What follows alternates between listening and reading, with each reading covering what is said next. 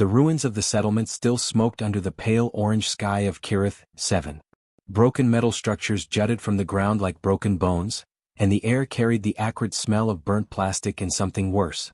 Among the wreckage, partially hidden beneath a collapsed storage container, a small creature lay motionless. It was no larger than a house cat, covered in scales that had once shimmered like polished obsidian but now appeared dull and cracked. Two small wings, torn and bleeding, were folded against its serpentine body. Its breathing came in shallow, painful gasps. This was a Draken, though few in the galaxy would recognize one anymore. Most believed they were already extinct. The creature's name was Ember, though no one remained alive who knew to call it that. Its golden eyes, clouded with pain, stared at nothing. Memories flickered through its fading consciousness like dying stars. It remembered the great crystalline spires of its homeworld, reaching toward twin suns. It remembered the singing of its elders, voices that had guided 1,000 worlds toward peace for millennia. It remembered its mother's warmth as she curled around the egg from which Ember had hatched only 3 cycles ago. Then came the darkness. The collective had arrived without warning, their warships blotting out the suns. The Draken were peacekeepers, not warriors. They had no armies, no weapons of war. They believed in dialogue, in understanding, in the fundamental goodness that could be found in all sentient beings. The collective proved them fatally wrong.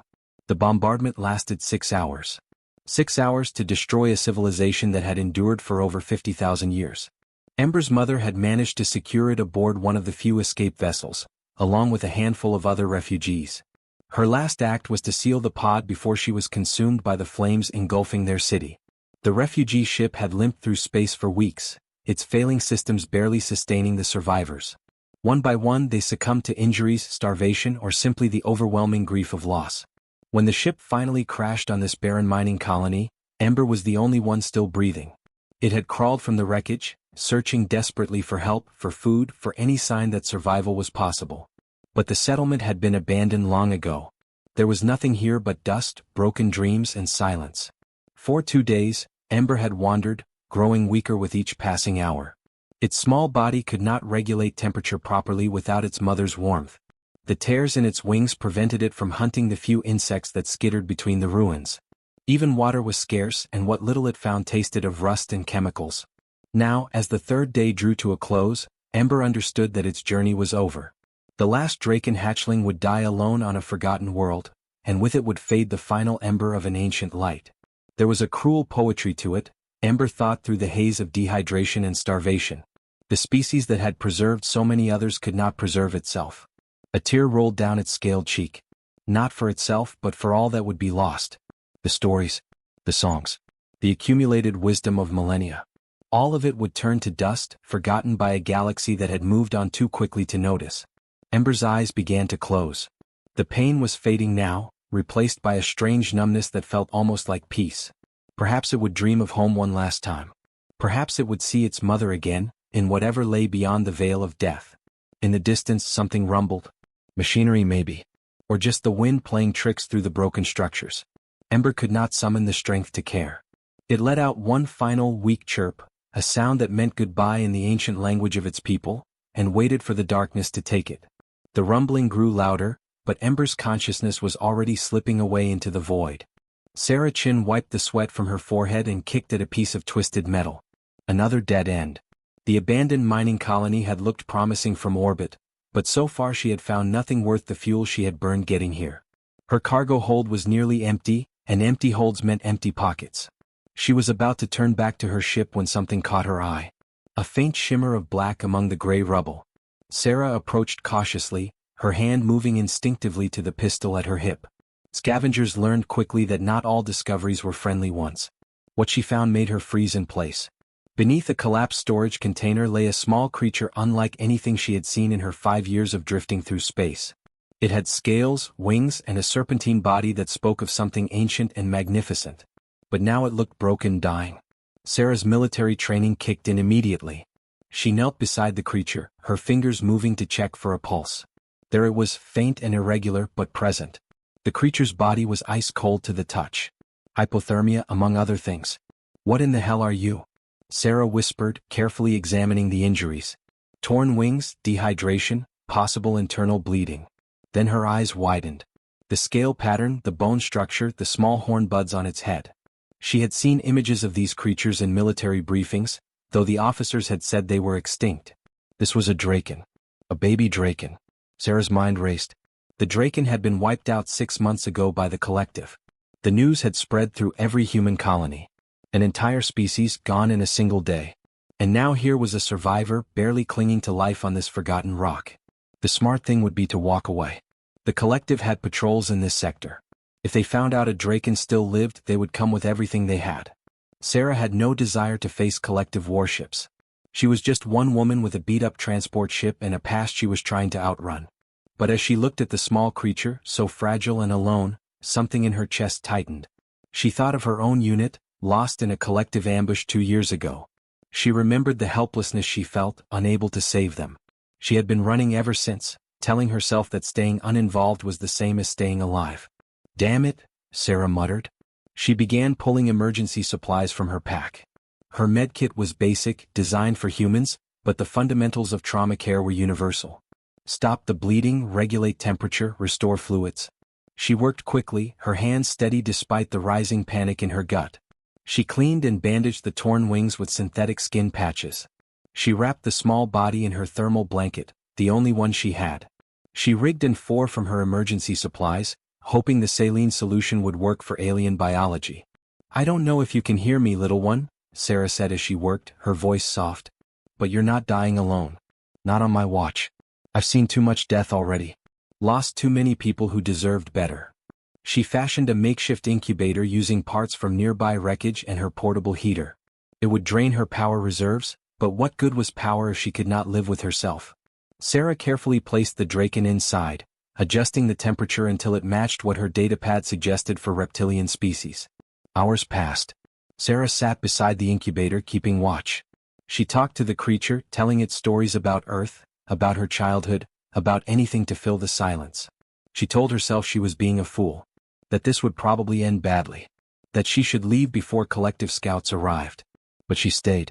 As the night deepened, she saw movement. The creature's eyes opened slightly, just slits of gold in the darkness. For a brief moment, their gazes met. Sarah felt something strange pass between them, like a warm pulse of gratitude and recognition. Hey there, Sarah whispered, a tired smile crossing her face.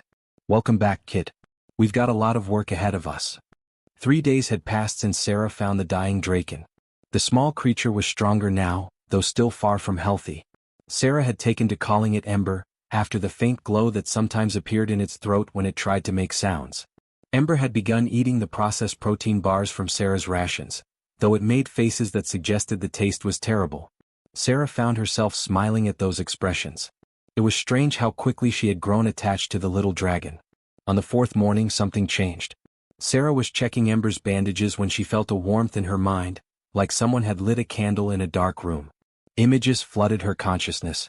She saw crystalline towers burning, heard the screams of a dying world, felt a mother's desperate love as she sealed her child into an escape pod. Sarah gasped and pulled back. Ember's golden eyes were fixed on her, intelligent and sad beyond measure. The connection faded, but understanding remained. The little dragon was not just an animal. It was a child, aware and thinking, carrying the weight of impossible loss. I'm sorry, Sarah whispered, her voice thick. I'm so sorry for what happened to your people. Ember chirped softly and pressed its small head against her hand. Sarah felt that warmth again, fainter this time, but carrying a clear message. Gratitude. Trust. Their moment was shattered by the sound of engines overhead. Sarah's blood ran cold. She grabbed her scanner and checked the readings. 3 collective scout vessels descending toward the settlement. They were doing a sweep of the area. No, no, no, Sarah muttered. She looked at Ember, who was staring up at the sky with fear in its eyes. The little dragon was stronger, but nowhere near strong enough to travel far. Its wings were still healing, and it could barely walk more than a few steps without exhausting itself. Sarah made her decision in seconds. She wrapped Ember in the thermal blanket and placed it carefully in her pack, leaving the top open so it could breathe. Then she began moving, heading away from the settlement toward the canyon where she had hidden her ship. The terrain was brutal. Jagged rocks and unstable ground made every step dangerous. Sarah's ship was 5 kilometers away, and she was carrying supplies, weapons, and a fragile alien child. Sweat poured down her face as she pushed forward. Halfway to the canyon, Ember suddenly thrashed in the pack. Sarah felt that mental warmth again, but this time it was urgent, alarmed. She dove behind a boulder just as a collective patrol passed within 20 meters of her position. 4 soldiers in black armor, carrying pulse rifles, scanning the area with mechanical precision. Sarah held her breath, one hand on her pistol, the other on the pack holding Ember.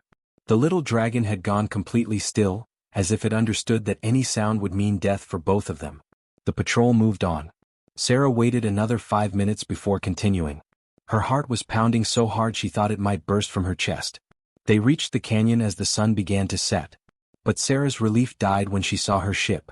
A collective soldier stood guard near the cargo ramp, clearly waiting for someone to return. 2 more were inside, she could see their shadows moving through the windows. Sarah set the pack down gently and pulled out her rifle. "Stay quiet," she whispered to Ember. "I'll be right back." What followed was 3 minutes of controlled chaos.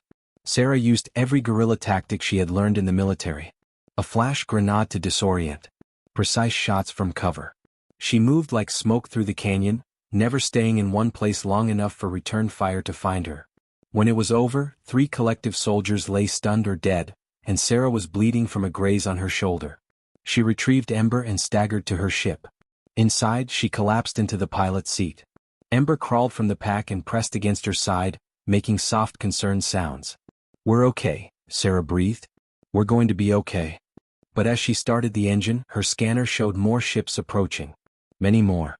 Sarah's ship limped through space, barely holding together. The main engine was damaged from the hasty escape, and she had maybe enough fuel for one more jump.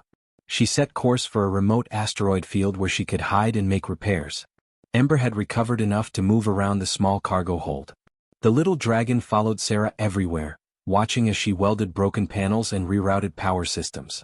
Sometimes Sarah would feel that gentle warmth in her mind, and she understood that Ember was trying to help in the only way it could, by keeping her company. On the 3rd day of repairs, something unexpected happened. Ember's eyes began to glow with a soft blue light. The dragon's body went rigid, and a low humming sound filled the ship. Sarah rushed over, afraid something was wrong, but Ember seemed focused rather than in pain. The humming grew louder, then suddenly stopped. Ember collapsed, exhausted. Sarah caught the small creature and held it close. "What did you just do?" Sarah asked softly. She got her answer 6 hours later when her communication system came alive with messages. Dozens of them pouring in from all across the sector. Sarah stared at the screen in disbelief as she read them. The messages were from refugees, scattered survivors from worlds the collective had destroyed. They spoke of receiving a signal, an ancient Draken distress call that should have been impossible. The message was simple but powerful. A Draken child lives. Protected by a human.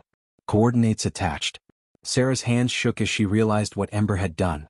The little dragon had somehow accessed an old communication network, something built by the Draken civilization long ago. And now everyone knew where they were. "This is either the bravest thing I've ever seen," Sarah said looking at Ember, "or the most dangerous." The first ship arrived the next morning. Sarah's hand was on her weapon until she saw the pilot. A grizzled human man with gray hair and military tattoos climbed out of a battered fighter. "Name's Marcus," he said simply. "Heard you found something worth protecting. Figured you could use some help." By the end of the day, 3 more ships had arrived. 2 were human, one was piloted by a 4-armed alien Sarah recognized as a Kryn trader. They brought supplies, medical equipment, and weapons. None of them asked for payment. None of them questioned why they had come.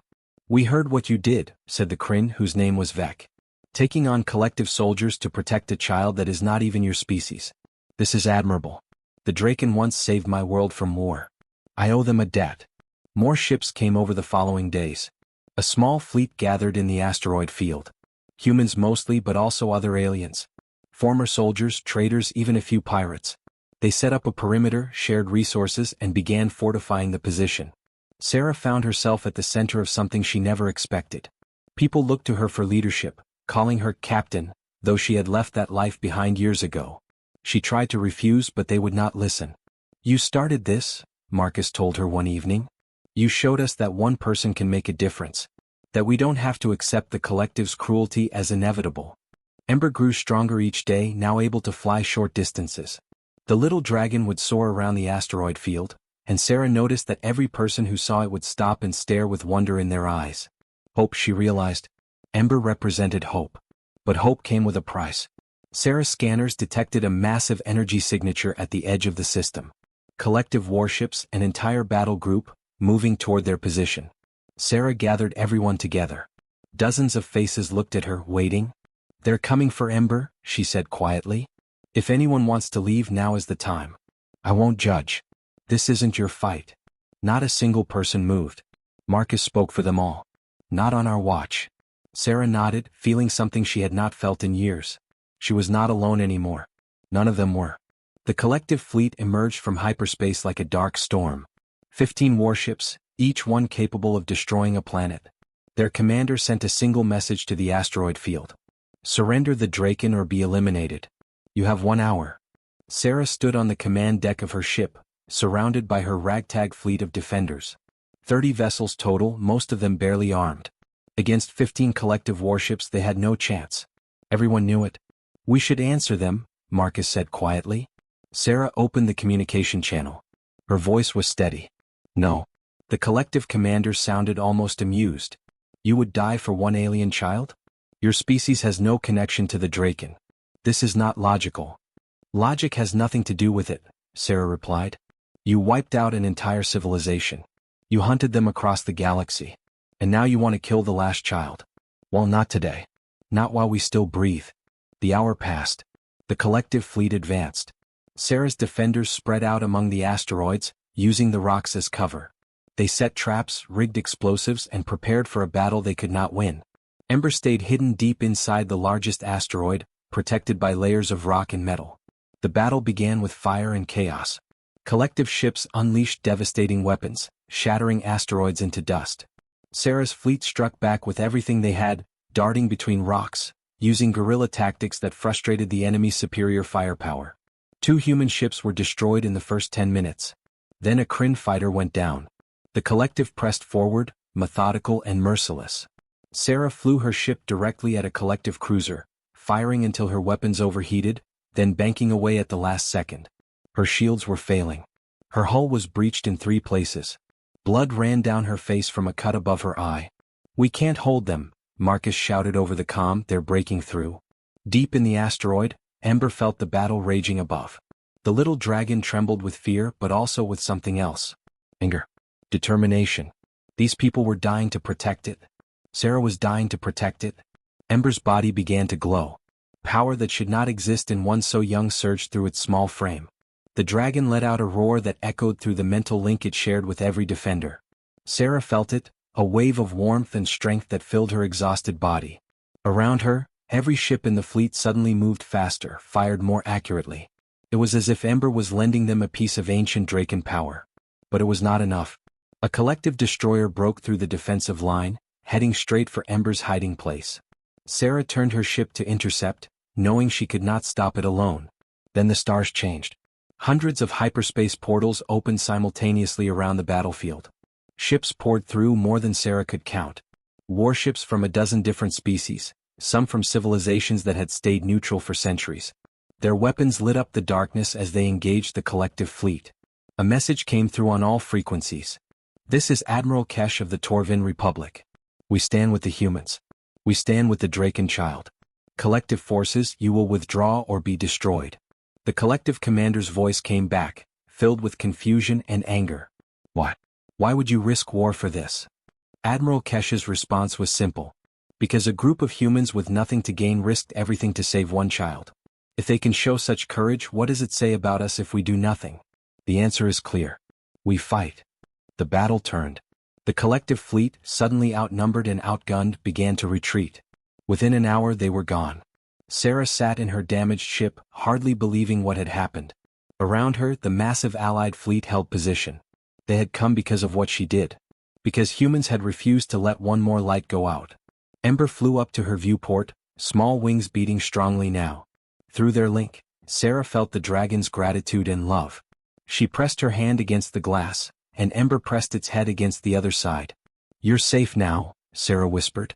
"That's all that matters." In the years that followed, the battle became legend. The stand at Kirith 7 they called it. More Draken survivors were found, scattered across the galaxy. The species would live on. Sarah and Ember became peacekeepers together, traveling the stars. The little dragon grew larger and wiser, but never forgot the human who refused to let it die alone. And humanity earned a new reputation across the galaxy. They were the stubborn protectors, the ones who would stand between the innocent and the darkness, no matter the cost. One person's choice had changed everything.